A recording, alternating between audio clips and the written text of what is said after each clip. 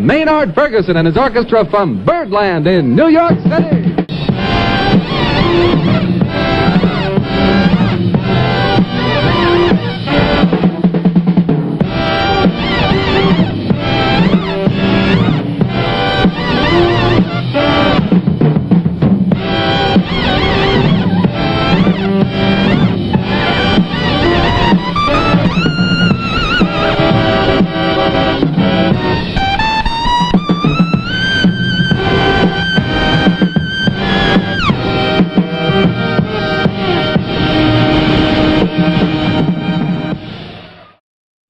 Hey, it's Bret Primack here.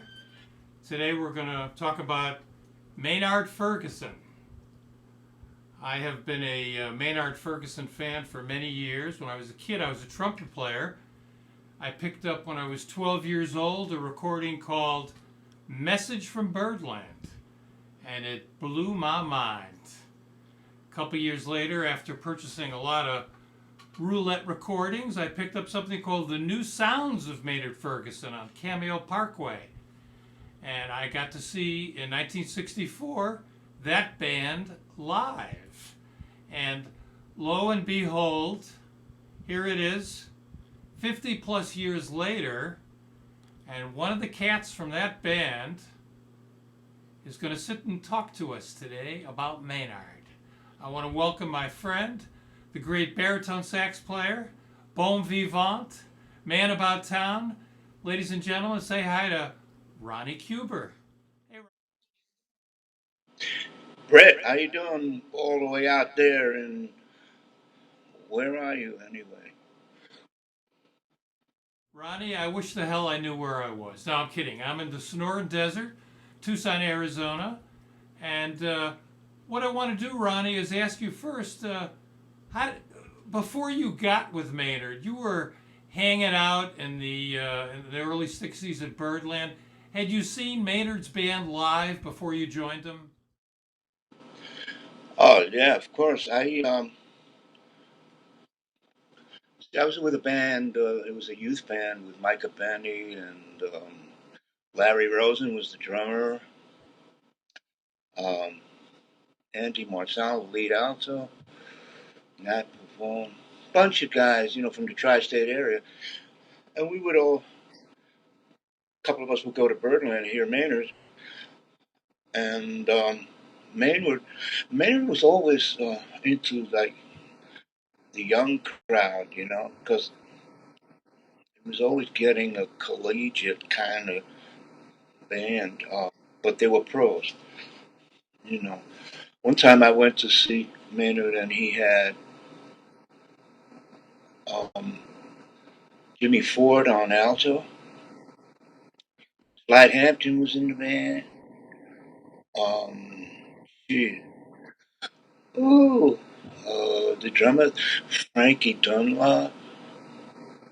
Um, yeah, Well, that was the band that was on Message from Birdland. yeah. It was called the Birdland Dream Band.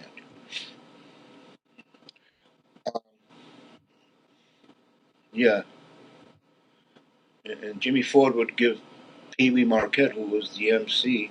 He was a little midget, little black dude. I mean, he was about 3 feet high, man, and he would he would announce the band. And now, ladies and gentlemen, I want you all put your hands together and give Maynard Ferguson a big hand. And featuring Jimmy Ford. See, Jimmy always gave him $5, and he would always announce his name, but he wouldn't announce anyone else's name because they didn't give him any money. So this was Pee Wee's unique form of extortion at Birdland. That was his hustle. Yeah. Um, yeah. So How'd you join Maynard's band? me. Oh yeah. I mean, I enjoyed it very much. Great charts by Don Sebesky. Um, Willie Maiden.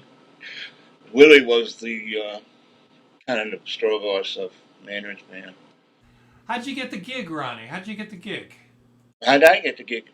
Because Micah Benny was already playing with Maynard, and Mike was the piano player in Maynard's band already. And when Frank Hittner left the band,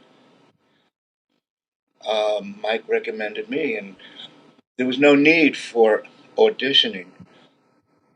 I just came in on the gig, man, and started, looking at those charts. Started gigging with the band. Mm, yeah, he has Speedy on drums. Do you know who Speedy is? No. Rufus Jones. The only person on this planet that Rufus. It was a strange thing that happened when Maynard fired Rufus, and he hired another drummer by the name of Tony Zavaco.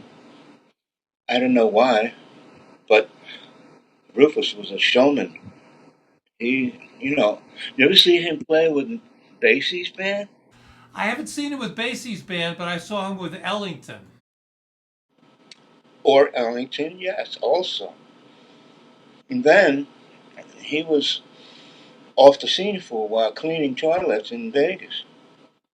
Well, I heard he had some type of hand injury that didn't allow him to keep playing. I mean, he kind of retired from the scene when he moved to Vegas, right? Just like James Moody. He got a gig at one of the hotels in the house band, and Jimmy Owens convinced him to come back to the East Coast and get back on the scene. Hey, Rodney, we got a question here from a man named Robert C. Amend. His question is, how did those early bands differ from the later ones Maynard had, like Big Bop Nouveau, i.e. the size and the spirit of the band? Yeah, Big Buck Nouveau was like sort of, he pared it down to, when I was in the band, it was four saxes, two trombones, and three trumpets, piano, bass, and drums. Hey, Ronnie, your video is paused. Did you hit the pause button on your phone? No, I did not.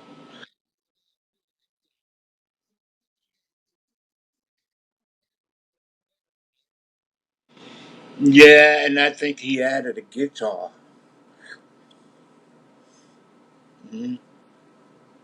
But anyway, yeah, the Big Buck Nouveau was like, I went to see that band at the Blue Note, and they were playing charts like from the movie Rocky. Da da da da da da. And by that time it was, oh my God, it was kind of, well, so much for jazz. Kind of a Las Vegas show band, so to speak. Well, he even had one of the guys from the sax section singing, doing vocals. Who can I turn to when nobody needs me? Okay, but the band. Let's focus on your band, which was an incredible, swinging, very tight band. Uh, Why was it so tight, and why was it so intense? Oh man, we were always working. We were like constantly. If we weren't working in Connecticut, Boston, or um, you know New York, it was a band that I walked into, which was already tight. It was no tightening up or rehearsing. Only if we had new charts. Maynard had a beautiful house in Riverdale, like overlooking the Hudson. And if there was a rehearsal, we'd go up there and relax. And he had a big room where we could set the band up and everything. It was great. Well, certainly. you were in the middle of an exciting time and an exciting band. How long did you actually stay with the band? Oh, a good 2 years. Um, yeah, I remember doing New Year's Eve at Birdland, which was recorded for a broadcast. You know, so um, yeah, it was. There were a lot of gigs. Let me just say that a lot of gigs. I've heard that one of the reasons Maynard broke up the band and went to a sextet. Did you play with the sextet? No, I think he had problems with taxes, back taxes, and they were coming after him, and he just decided to leave the States and go to England. He even, I think, went to India for a minute and got bitten by a snake. Got bitten by a snake. Wow. Yeah, he was talking to me about that. So I went to see his quintet with, Peter King, an alto player. Yeah, from London. Well, I went to the original Ronnie Scott's club, which was um, in Soho, uh, and I saw Maynard's quintet with Peter King, and he started talking to me about, man, what a great high that was to get bitten by a venomous snake. But luckily, they had an antidote. Now you mentioned that the band was always working, and did you guys travel on a bus? Did you travel on cars? What was it like being on the road with Maynard Ferguson in the early '60s? No, we had like three station wagons, and I was in the car driven by Lanny Morgan, lead alto player. I was in the back seat with Tony and Zalaga. We would always be fighting, physically. He was trying to beat me up in the back seat. We would always fight. The reason why he had a resentment was that when he made the first rehearsal, everybody was kissing his butt, how wonderful he was, except me. And he always says to me, man, how come you didn't tell me how great I was, man? I said, well, I don't know, man. I don't know if you were that great. I didn't like you. Did did he ask for your loyalty? Yeah, right, because it was a one-way street. But anyway, I hope he's listening to this because if I ever see him again, I would just like haul off and like whack him. Ronnie, that was 50 years ago. You're still harboring that kind of resentment? That and a few more. Let's talk about some of the charts. You were featured on a number of charts. I think you were featured on at the Sound of a Trumpet. A couple. What were your favorite charts that you played in the band that featured you? Yeah, there was a chart that Don Sebesky wrote. Do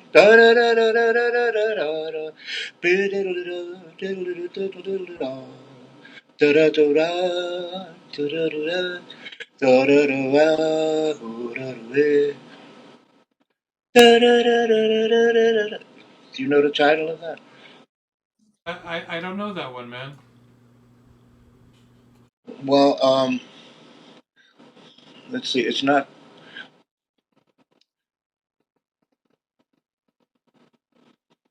Oh man, it's like it was kind of like a Gets kind of tune. Uh,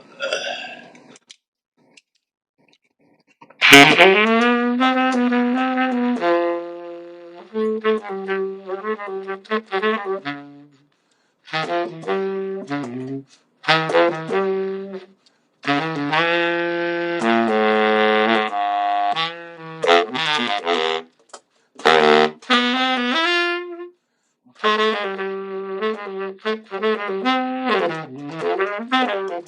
know, That's called The Song Is You.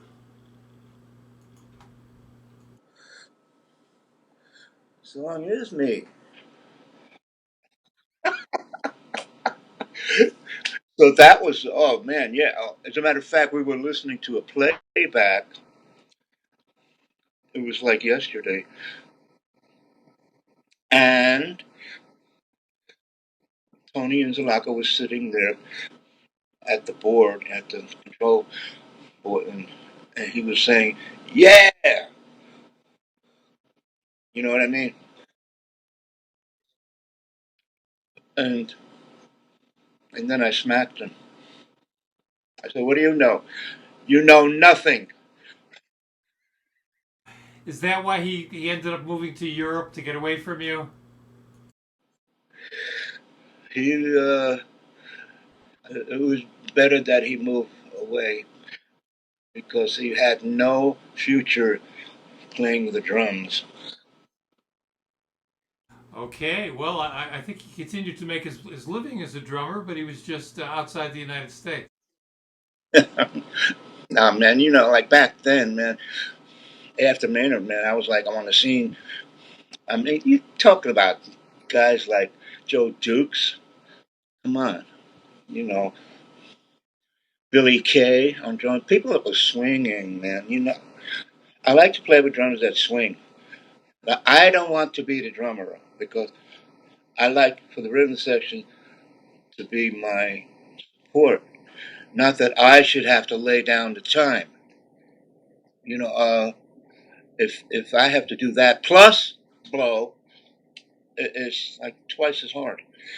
It's not enjoyable. Would you agree that the two most important musicians in a big band are the drummer and the lead trumpet player? No, it's the drummer and the bass player really. Bass player is the dum dum dum dum dum. It's the heartbeat. Drummer is the timekeeper. Well, you named a couple of fantastic big band drummers. You mentioned Frankie Dunlop, who played with Maynard and played on the Message from Birdland recording. Just an incredible big band drummer. And also Rufus Jones, Rufus Speedy Jones, who a lot of people don't know is probably one of the great big band drummers. Who else do you think, when you played in a big band, you played with Woody, you played with Lionel Hampton. What big band drummers did you like behind you? Well, Bret, actually, back in maybe about late '70s, I got a call from Joe Newman's wife. She was a German girl, Sigmar Newman. Oh, Rigmor Newman. Yes. Hey. Okay. Scratch that. No. But anyway, she was booking Monday nights at this club over on the east side of 53rd Street. I don't know if that was Basin Street or not. I forget. But she wanted me to do a Monday night with Sonny Payne, Norman on piano, Norman Simmons, and the bass player was, oh, geez, I forget the name for the moment, and Curtis Fuller. So I said, oh, yeah, sure. Love to do it. So I showed up, and Earl May on bass. Do I have a good memory or not? Yeah, for a man your age, an amazing memory. So I'm like on the bandstand, and like we're ready to hit about 5 minutes. We're like getting ready, calling tunes. What are we gonna play? You know, and still no, um, you know, trombone player. My short-term memory kind of Curtis. God damn, Bret. What kind of an assistant are you? I'm just a catalyst for change. The gig. So now is me up front. with Sonny Payne, Norman Simmons, and Earl May, man. Ah, man, look, you know, I was afraid that maybe Sonny Payne was going to go off on me, but he was so cool and no attitude, and he was a worker among workers, you know. As a matter of fact, there was a little law on the set, like in between tunes. And I went into the 52nd Street theme by Bird. I mean, right? And then all of a sudden, Sonny Payne came in like, and all of a sudden, we're into the tune, man.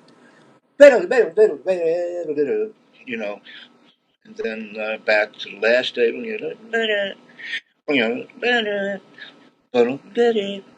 that solo,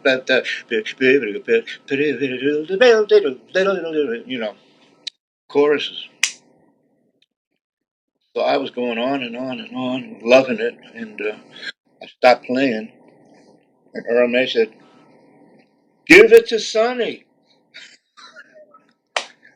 I said, "Why not?" So Sonny went, doom, doom, doom, doom, doom, doom, doom, doom, doom, doom, doom, doom, doom. He took his great solo, and yeah, that was some gig. Well, Sonny Payne was the force behind the Basie Band for many, many years. Uh, People perhaps know the recording April in Paris, and if you got a chance to see Basie live in the 60s and Sonny Payne was at the drum set, he certainly took care of some serious business. Let's get back to Maynard for a second. I know that Maynard spent a lot of time in jazz education. When you were on the band, was Maynard doing high schools and colleges? We were doing everything. We were doing dances, college dances, all kinds of concerts, clubs. There's a club in Chicago called the Club Laurel. We also played at the Sutherland Hotel opposite Aretha Franklin.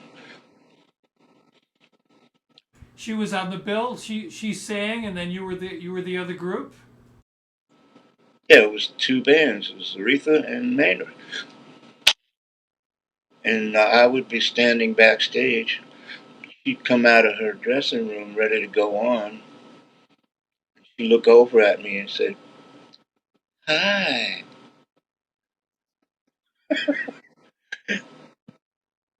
You missed your chance, Ronnie. You missed your chance. Oh, are you kidding? No sooner than a month or two went by, she got a deal with Atlantic Records. And then, King Curtis was got on the label, and then we started backing up Aretha with the King Curtis band on some gigs. Did a week at the Apollo, King Curtis and Aretha. Oh, you know what? We also did a gig with Maynard's band at the Apollo. Really, what was that like? Well, it was kind of frightening. Very frightening to show up with a mostly white band at the Apollo Theater in Harlem, 125th Street and 8th Avenue. Once you started to play, did they dig the music? Oh, they loved it. Yeah, um, there was no color barrier. It was the music was the thing. The music, man. I understand when you played the Apollo, the shorts were kind of set like 20. The sets were kind of short, like 20 or 25 minutes. Well, actually, there was a comedian that would open. It was Slappy White. Remember Slappy White? Oh yeah. He would do like a half hour, then we would come on. Then there was like a half-hour break, and then we do the whole thing again. And you played the Newport Jazz Festival too? Um, I don't recall doing Newport. No, not with Maynard. Well, George Benson, and you know. Anyway, I see my battery is almost out on the iPhone. oh, today we're just talking about Maynard Ferguson, but coming up on Saturday, we're going to do an extended interview with Ronnie where he talks about his remarkable career growing up in New York and getting into jazz as a kid and playing with Maynard and Lionel Hampton and Woody Herman and George Benson and Big John Patton and work in the studios, Saturday Night Live, and we'll find out what Ronnie's doing now, and if you want to hear him on recording, whichever his recordings you want to check out. So Ronnie, we're going to say goodbye for now, and we will. All right, Brad. Nice chatting with you, and see you in a few. Great, Ronnie. So long, everyone. Come back Saturday at 4 p.m. New York time for an extended interview with Ronnie Cuber. This is Bret Primack, the Jazz Video Guy, signing off for now.